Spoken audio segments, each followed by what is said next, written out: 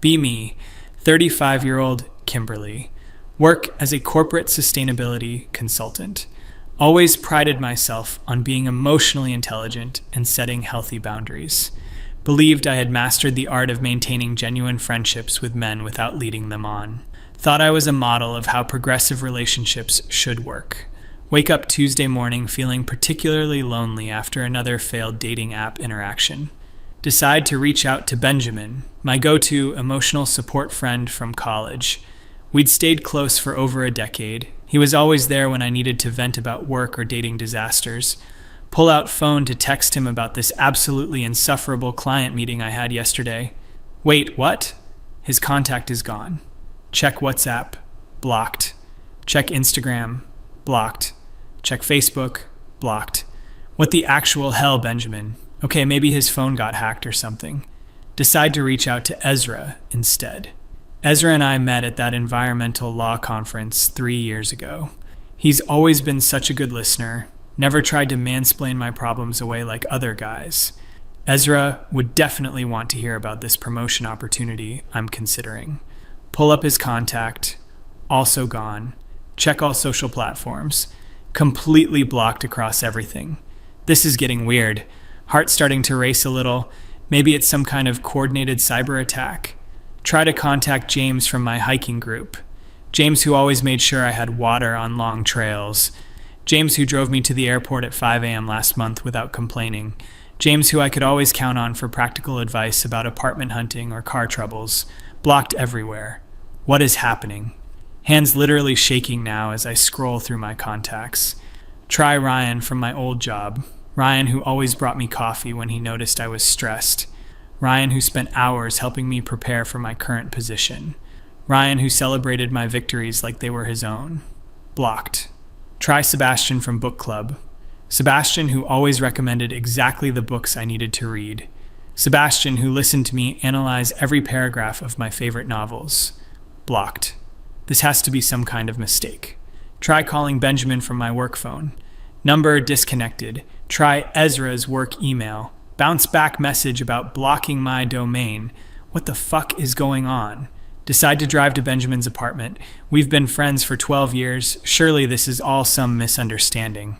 Knock on his door for 10 minutes. His neighbor Patricia comes out. Oh, honey, Benjamin moved out last weekend, didn't he tell you?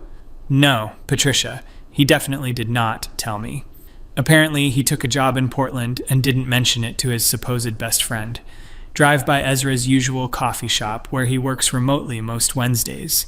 See him through the window, walk in confidently because obviously there's been some technical error. Ezra, thank God, I've been trying to reach you all morning. He looks up from his laptop with the strangest expression, not angry, not sad, just empty.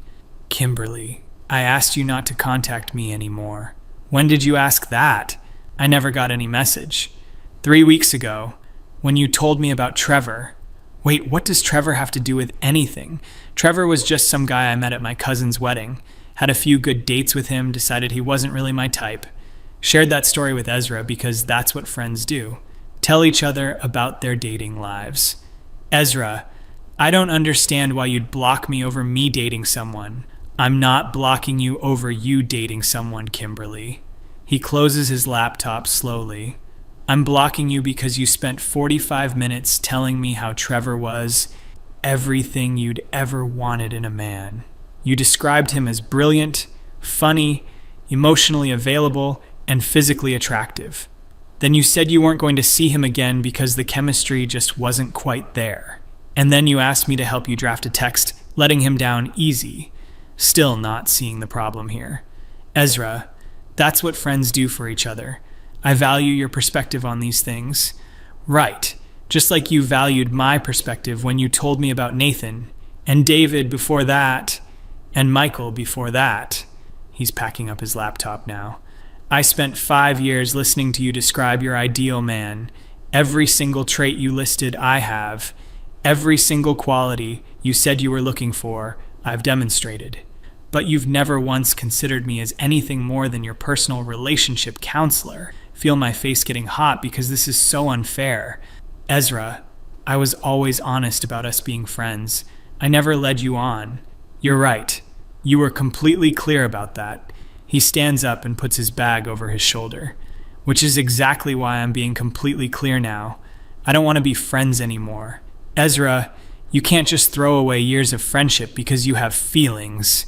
Watch me. He walks out, and I'm sitting there completely stunned. This is not how mature adults handle interpersonal conflicts. Ezra and I had something really special, and he's destroying it over romantic feelings I never encouraged. Drive home in complete confusion. Decide to do some investigation into what's happening. Log onto my laptop and check if maybe there's some social media bug affecting all my male contacts. Notice I have a missed LinkedIn message from 2 weeks ago. It's from Sebastian. Hi, Kimberly. I wanted to let you know I'll be taking a step back from our friendship. I've really valued our book discussions and intellectual connection over the past year, but I've realized I need to be honest with myself about my feelings for you. Since you've made it clear you see me only as a friend, I think it's best if we don't continue our regular contact. I hope you understand and find the deep conversations you're looking for with someone else. Take care. What the hell, Sebastian? Check. My message history with him. Find my response from 2 weeks ago that I barely remember sending. That's totally fine, Sebastian. I completely understand you need space to process your feelings. Thanks for being mature about this. Maybe we can reconnect as friends once you've worked through everything. Take care. Oh my God, I am such an idiot. I thought he meant like a temporary break, not a permanent friendship ending. How was I supposed to know he meant forever? Start going through my message history with Benjamin. Find a conversation from 3 months ago I'd completely forgotten about. He'd mentioned feeling conflicted about something. I'd responded with my usual supportive friend advice. Benjamin, you know I care about you so much as a friend. You're one of the most important people in my life, and I'd never want to lose our connection. Whatever you're going through, we can work through it together as friends. Scroll up to see what he'd said that I was responding to. Kimberly, I need to tell you that somewhere along the way, my feelings for you became more than friendship. I know you don't feel the same way, and I don't want to make things weird between us, but I can't keep pretending I'm okay with just being friends when I want more. Oh fuck. And I responded by emphasizing how much I valued our friendship, effectively rejecting him while asking him to continue providing emotional support. But that's not what I meant to do. Check my texts with James from the hiking group. Find a similar conversation from 6 months ago. He'd told me he had feelings for me after that overnight camping trip where we talked all night by the fire. I'd said something about how our friendship is too important to risk on romance, and I hope we can keep being hiking buddies because you mean so much to me. Apparently, James decided hiking buddies wasn't enough for him. Start to feel sick as I realize what's been happening. Go through Ryan's messages. Find where he'd asked me out for dinner as more than friends last year. I'd declined, but suggested we keep our amazing friendship going because I couldn't bear to lose him from my life. Apparently, Ryan could bear to lose me from his life just fine. Every single one of these guys had confessed feelings. Every single one I had turned down romantically while emphasizing how much I valued their friendship. Every single one had apparently decided that friendship wasn't enough. And every single one had now cut me off completely. This is so unfair, though.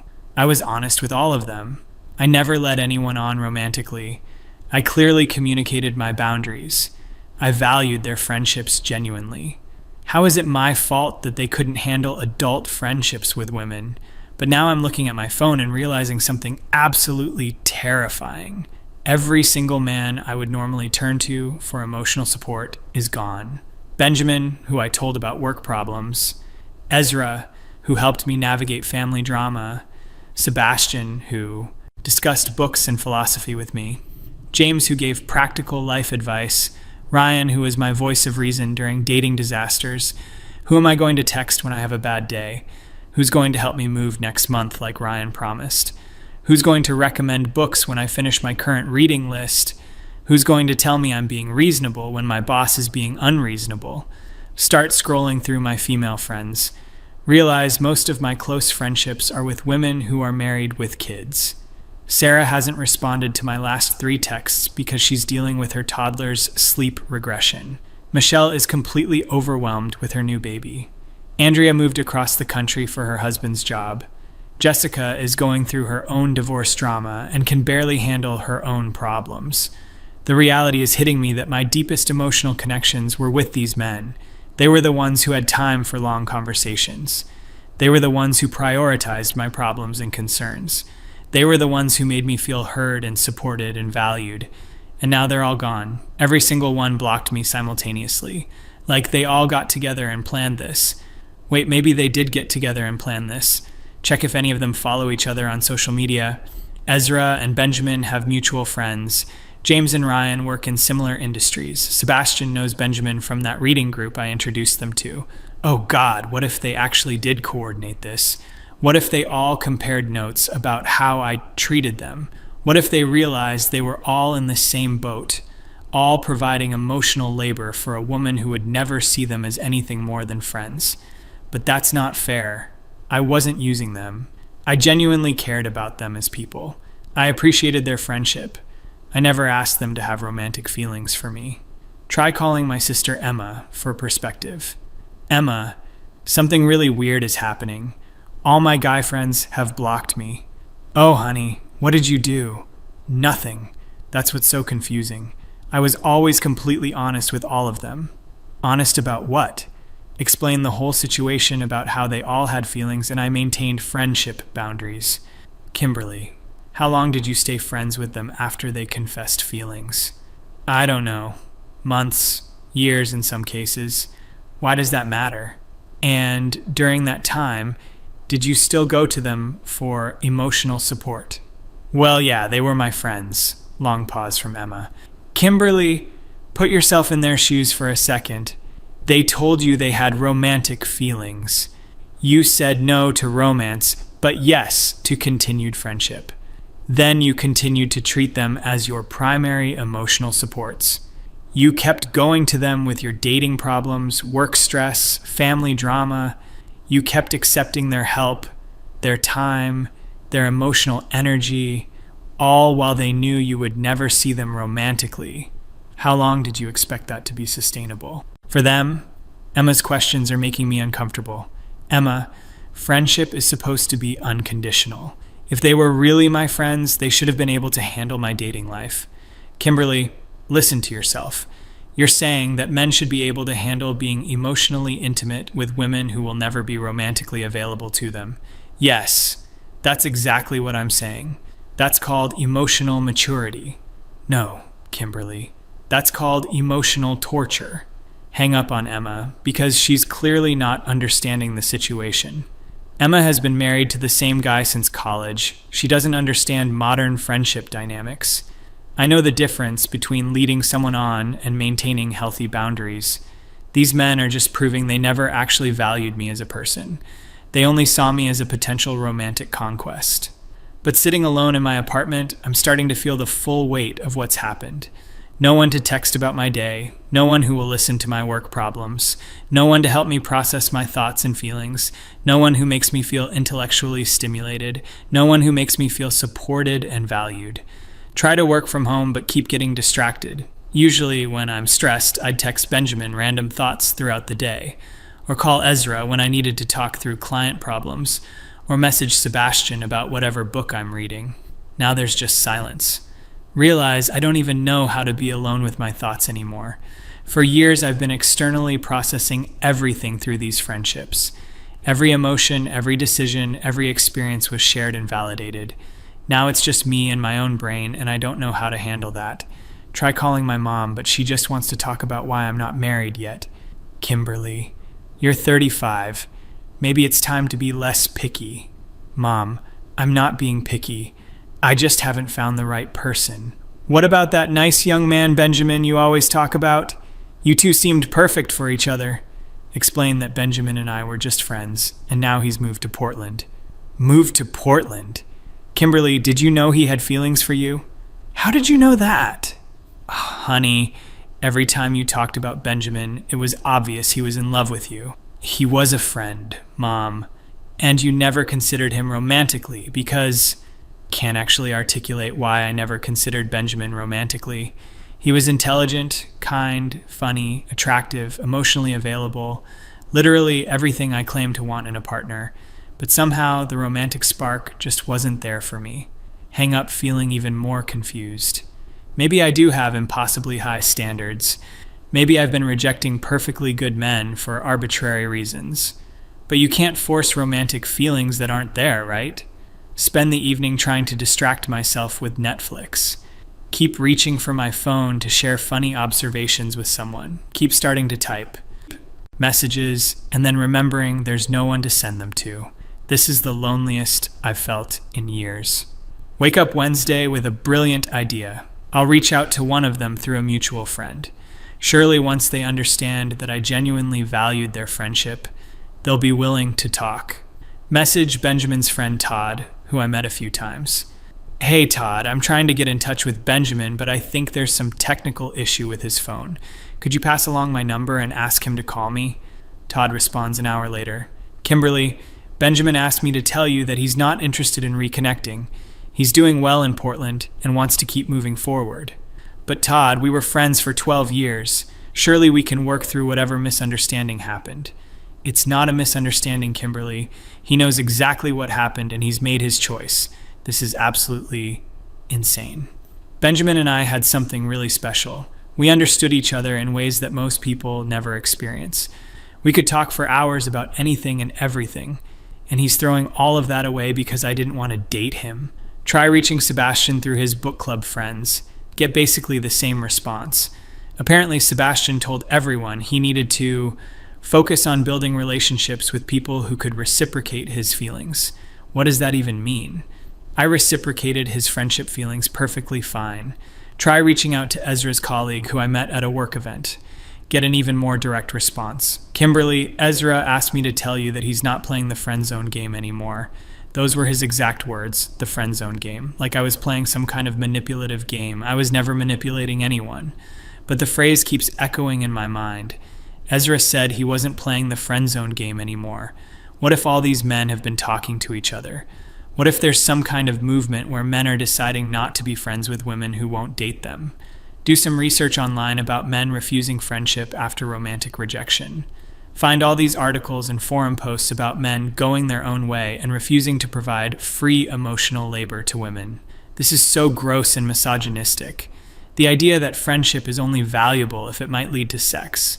The idea that emotional support is something men should only give to romantic partners. But I keep reading and some of the posts are starting to make me uncomfortable. I spent 3 years being her unpaid therapist while she dated jerks. She would call me crying about guys who treated her badly while I treated her perfectly, and she never even considered me. I realized I was putting more emotional energy into supporting her than she was putting into supporting me. The moment I stopped being available 24/7, she didn't even notice I was gone. That last one hits different. When is the last time I checked in on Benjamin's well-being just because? When is the last time I asked Ezra about his problems without sharing mine first? When is the last time I initiated support for any of them instead of seeking support from them?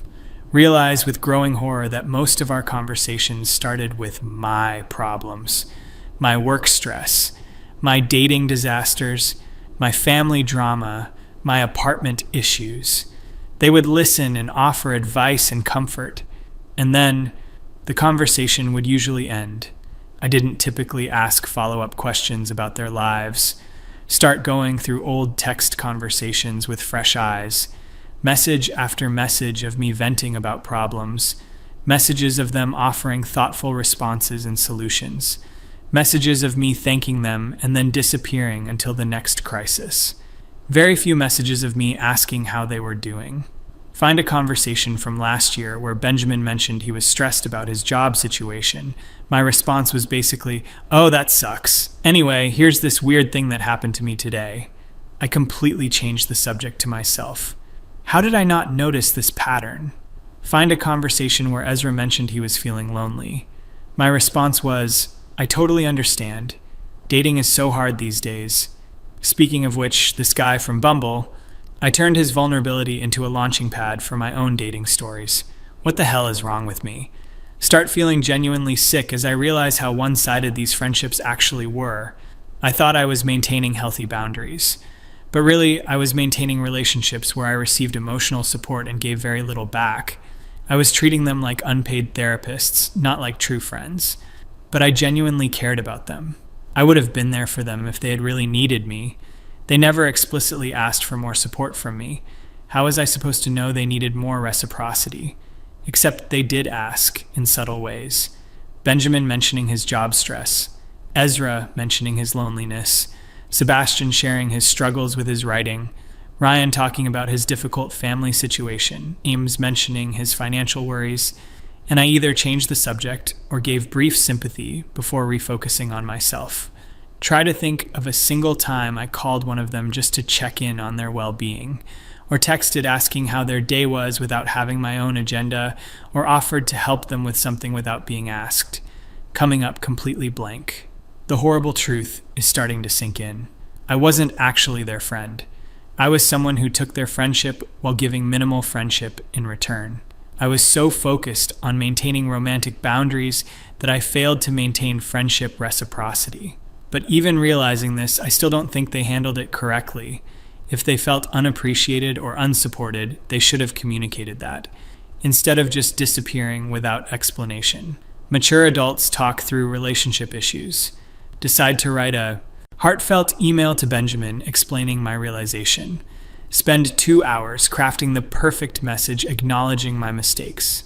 Explain how I understand now that I wasn't reciprocating emotional support appropriately. Promise to do better if he's willing to give our friendship another chance. Send it to his work email before I lose courage. Get an auto response immediately. Thank you for your email. I am no longer responding to messages from this address. If this is a work-related matter, please contact my assistant. He set up an autofilter specifically for my email address. This is beyond just blocking social media. This is complete communication shutdown. Try writing similar emails to Ezra and Sebastian. Both bounce back immediately. They've blocked my email addresses entirely. Start crying for the first time since this whole thing started. Not just because I miss them, but because I'm starting to understand something terrible about myself. I genuinely thought I was a good friend. I thought I was emotionally intelligent and mature. I thought I understood healthy relationship dynamics. But I was apparently so self-centered that I didn't even notice I was taking more than I was giving. So oblivious that I thought one-sided emotional support was normal friendship. So entitled that I expected men to continue supporting me emotionally even after I rejected them romantically. The worst part is that I still don't fully understand why romantic rejection should end friendship. If someone truly cares about you as a person, shouldn't they want to maintain connection even without romance? Isn't cutting off friendship after romantic rejection proof that the friendship was never real? But then I think about how I would feel. Imagine if I had deep feelings for someone who kept me close for emotional support but would never consider me romantically. Imagine listening to them talk about dating other people while I provided comfort and advice. Imagine being their go-to person for problems while knowing I would never be their go-to person for love. Actually, that sounds like emotional torture. That sounds like a special kind of hell. Maybe Emma was right about that. Try calling Emma back to apologize for hanging up. Emma, I think I'm starting to understand what you meant. About the emotional torture thing? Yeah, I think maybe I was putting them in an impossible situation. Kimberly, imagine if someone you had feelings for kept you around as their therapist while dating other people. How long could you handle that? Probably not very long. Now imagine they got upset at you for needing space to protect your own emotional well-being. I would think they were being incredibly selfish. Long pause as that sinks in. Emma, am I incredibly selfish? I think you're incredibly unaware of how your actions affect other people. But I never meant to hurt anyone. Impact matters more than intent, Kimberly. Spend the rest of the week in a weird emotional limbo, trying to process work problems without my usual support network, trying to make decisions without external validation, trying to exist in my own thoughts without constantly sharing them. Realize how dependent I had become on male attention and validation. Not romantic attention, but the attention of men who cared about my thoughts and feelings. Men who made me feel interesting and valued and heard. Men who were always available to listen and respond. Now that it's gone, I feel like I don't know who I am. So much of my self-image was built on being the kind of woman that thoughtful, intelligent men wanted to be close to. Even if they couldn't have me romantically, they valued my friendship enough to stay connected. except apparently they didn't value my friendship. They were enduring my friendship while hoping for something more. Start wondering if any man has ever actually enjoyed being my friend, or if they were all just waiting for romantic possibilities. Start wondering if I'm capable of real friendship with men, or if I'm too self-centered to give the reciprocity that friendship requires. Get a text from an unknown number on Friday. Kimberly, this is Benjamin. I'm texting from a new phone to ask you to please stop trying to contact me through other people. I don't want to be cruel, but I need you to understand that our friendship is over. It's not because you didn't want to date me. It's because you never actually acted like my friend. You acted like I was your personal support system. I realized I was putting more energy into caring about your life than you were putting into caring about mine. That's not friendship. It's emotional dependency. I hope you can learn from this and build healthier relationships in the future, but I can't be part of that process. Please respect my boundary and don't contact me or anyone connected to me again. Read the message 15 times. He's saying I never acted like his friend. But I talked to him constantly. I shared my thoughts and feelings with him. I trusted him with my vulnerabilities. How is that not friendship? Except he's right that I didn't put energy into caring about his life. I put energy into sharing my life with him, which is completely different. Friendship means caring about the other person's well-being as much as your own. Friendship means emotional reciprocity. Friendship means being interested in their problems, not just sharing your own. Friendship means supporting them through their struggles, not just being supported through yours. I was never actually Benjamin's friend. I was someone who used Benjamin for emotional support. Someone who took his care and attention without giving equal care and attention back. Someone who kept him in my life because of what he provided for me, not because of what I could provide for him. The same is probably true for Ezra and Sebastian and James and Ryan. I thought friendship meant sharing your authentic self with someone. But really, friendship means caring about someone else's authentic self as much as your own. Realize I need to completely restructure how I approach relationships. Can't expect people to provide emotional support without reciprocating. Can't maintain intimate friendships with people who want romantic relationships I can't provide. Can't depend on others for validation and self-worth. Spend the weekend alone for the first time in years. No texting anyone about my thoughts. No calling anyone about my feelings. No seeking external validation for my experiences. Just sitting with myself and my own mind. It's terrifying and uncomfortable, but also oddly enlightening. Start noticing how much mental space I have when I'm not constantly processing everything through other people's perspectives. Start having thoughts and feelings without immediately needing to share them. Start making decisions without external input. Realize this might actually be healthy. Maybe I needed to lose these relationships to understand how dependent I had become. Maybe being cut off from male emotional support is forcing me to develop actual emotional independence. Still think they could have handled it better. Still think true friendship should be able to survive romantic rejection. Still think their response was somewhat extreme, but I can't deny that Benjamin's message contained truth. I wasn't putting equal energy into caring about their lives. I was treating them like support systems rather than full human beings with their own needs. I was being emotionally selfish while thinking I was being emotionally mature. Don't know how to fix this, or if it's even possible to fix. Don't know if I'll ever have close male friendships again. Don't know if I'm capable of the kind of reciprocity that real friendship requires. But for the first time in weeks, I'm not panicking about being alone. Starting to think maybe I need to learn how to be alone. Starting to think maybe depending on others for emotional regulation was never sustainable anyway. Starting to think maybe this painful lesson was necessary. Still miss Benjamin and Ezra and all of them. Still wish things could have been different. Still don't fully understand why romantic feelings have to ruin friendship. But maybe that's not the right question. Maybe the right question is why I expected people to continue giving me emotional energy when I wasn't giving it back. Maybe the right question is how I can become the kind of person worth being friends with. Maybe the right question is what I can offer others instead of what others can offer me. Sit in my apartment on Sunday evening, completely alone, for the first time in years. No one to text, no one to call, no one to validate my thoughts or feelings. Just me in the quiet and the uncomfortable realization that maybe this is exactly what I need